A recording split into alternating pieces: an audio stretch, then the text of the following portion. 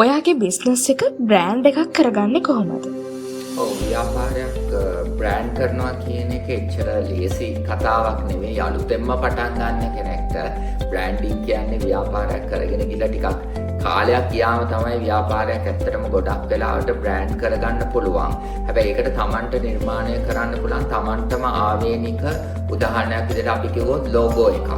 එතකොට ලෝගෝ එකක් තමන්ට මොන හරි තමන්ගේ නමේ අකුරු ටිකෙන් හරි එකතු කරලා තමන්ට එහෙම ලෝගෝ එකක් හදාගන්න පුළුවන් නම් මම හිතන්නේ ඒක තමයි තමන්ට ලේසිම කරන්න පුළුවන් සිස්ටම් එක.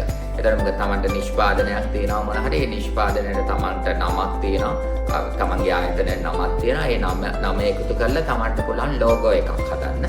ඊට පස්සේ මේ ලෝගෝ එක තමන්ට පුළුවන් බ්‍රෑන්ඩ් කරන්න. ඒක කලින් කිව්වා වගේ සෝෂල් මීඩියා වල තව අනිකුත් ප්ලැට්ෆෝම්ස් වල සහ ඒක හැම තැනම Tamanට පුළුවන් නම් මෙන්න මෙහෙම බ්‍රෑන්ඩ් එකක් තියනවා කියලා. මම හිතන්නේ අද ලංකාවේ තියෙන ඉතාම ජනප්‍රිය නාමත් එහෙම තමයි ඇවිල්ලා තියෙන්නේ. ඉතින් ඒක නිසා මේ බ්‍රෑන්ඩින් එක ඉතාම වැදගත්. මොකද ඒක සමහරට ඒක පුද්ගලයෙක් වෙන්න පුළුවන්, ඒක ආයතනයක් වෙන්න පුළුවන්, ඒක නිෂ්පාදනයක් වෙන්න පුළුවන්, ඒක සේවාවක් වෙන්න පුළුවන්. මොකද බ්‍රෑන්ඩ් කරේ නැත්තම් දන්නේ නැහැ. එහෙම නිෂ්පාදනයක් තියනවාද, එහෙම සේවාවක් තියනවාද කියලා දන්නේ නැහැ. ඉතින් බ්‍රෑන්ඩින් කියන එක මම හිතන්නේ අතිශය වැදගත්. ඉතින් ඒ නිසා Tamanට පුළුවන් අර වගේ ලෝගෝ එකක් හදලා හැම තැනම මේ බ්‍රෑන්ඩ් එක අරගෙන යන්න. මෙහෙම නිෂ්පාදනයක් තියෙනවා, මෙහෙම ඒතකොට ටික කාලයක් යද්දි තමයි එකපාරටම වෙන්න. හැබැයි ටික කාලයක් යද්දි මේ හැම කෙනෙක්ටම විශ්වාසයක් ඇති වෙනවා. මෙහෙම බ්‍රෑන්ඩ් එකක් තියෙනවා, මෙහෙම නිෂ්පාදනයක් තියෙනවා, මේක අපි මිලදී ගන්න ඕනේ කියන විශ්වාසය එනවා. ඉතින් ඒක නිසා බ්‍රෑන්ඩින් හරිම වැදගත් කියලා මම හිතනවා.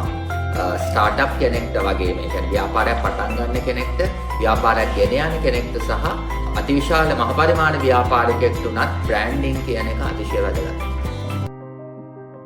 බිස්නස් එකේ දියුණුවට සෝෂල් මීඩියා මාකටිං භාවිතා කරන්නේ කොහොමද?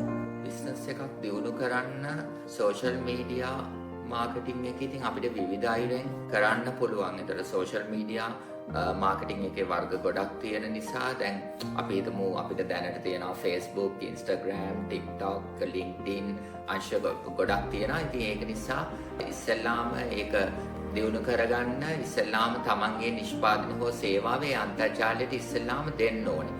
දෙද්දිත් ඒක මම හිතනවා නිකන් සාමාන්‍ය විදියට ඒ නිෂ්පාදනය දෙනවට වඩා එතන ක්‍රියේටිවිටි එක යූස් කරන්න පුළුවන් නම් ගොඩක් හොඳයි. ඒ කියන්නේ පෝස්ට් එකක් ගත්තත් තව මොන හරි ගත්තත් ඒක ටිකක් ලස්සන විදියකට ක්‍රියේටිව් විදියකට ඩිසයින් කරලා එම නිෂ්පාදනය දෙන්න පුළුවන් නම් එතකොට අන්තර්ජාලය තුල මම හිතන්නේ ඒකට යම්කිසි තැනක් එනවා. ඒ වගේම ඒ ඩිසයින් කරනවා වගේම මිලත් හරිම වැදගත්. එතකොට අර කිව්වා වගේ කලින් එකේ කිව්වා වගේ කම්පිටිටිව් මිලක්. ඒ කියන්නේ අනිකුත් නිෂ්පාදන දානවා. දැන් ඒකත් අන්තර්ජාලයට ගොඩක් නිෂ්පාදන සේවා දාලා කරන ව්‍යාපාරිකයෝ ගොඩක් ඉන්නවා.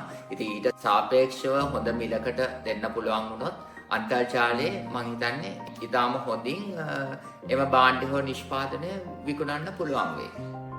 ව්‍යාපාරයක් පවත්වාගෙන යද්දී අපේ සේවාවට හෝ භාණ්ඩයට අපි නියම කරන මිල ඉතාමත් වැදගත්. ඉතින් කොහොමද ව්‍යාපාරිකයෙකු විදියට Tamanගේ භාණ්ඩය හෝ සේවාව විකුණ ගන්න හොඳම මිලක් යෝජනා කරගන්නේ, හොඳම මිලක් තීරණය කරන්නේ? භාණ්ඩයක් හෝ සේවාවක් විකිණීමේදී අනිත් අයට වඩා විකුණන්න මිලක් තියෙනවා නම් අපි ඉස්සෙල්ලාම භාණ්ඩය ගන්න විදිය ගැන තමයි බලන්නේ. අපිට ලාභයක් තියාගන්න ඕනේ. දැන් ව්‍යාපාරිකයෙක් ඕනම ව්‍යාපාරයක් කරන ලාභී වීමේ චේතනාව. ඉතින් එතකොට ඒ ලාභයක් තියෙන විදියට Tamanට පුළුවන් වෙන්න ඕනේ විශේෂයෙන් මේ මාකට් එක දිහා බලලා. උදාහරණයක් විදිහට අපි හිතමු කජු ව්‍යාපාරයක් කරනවා කියලා. එතකොට අපි එයා කල්පනා කරන්න ඕනේ කොහෙන්ද මම කජු ගන්නෙ කියලා. එතකොට එයාට බලන්න පුළුවන් අන්තර්ජාලයේ වගේම අනිකුත් ඉන්න කට්ටිය ගැන බලන්න පුළුවන්. අනිකුත් නගර ගැන බලන්න පුළුවන්. නගරවල ඉන්න ව්‍යාපාරිකයෝ කොහොමද මිල ගණන් කියන්නේ කියලා. මේ මිල ගණන් සොසඳලා එයා අඩුම මිලට ගත්තොත් තමයි එයාට යම්කිසි ලාභයක් තියාගෙන ඒ නිෂ්පාදනය මිලදී ගන්න වෙන්නේ.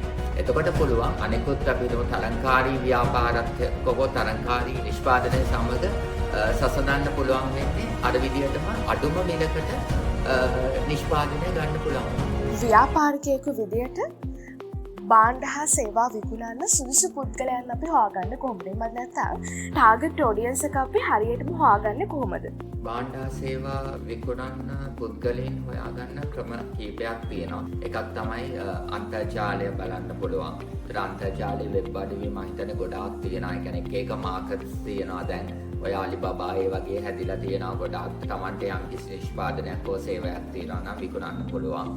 ඒ වගේම කටින් කට ප්‍රචාරය කරගන්න පුළුවන්. Tamante මෙහෙම නිෂ්පාදනයක් තියෙනවා එහෙම කියලා අන් අයට කියන්න පුළුවන්. එතකොට සමාජ මාධ්‍ය ශාල ඒකත් එක්ක පාවිච්චි කරන්න පුළුවන්.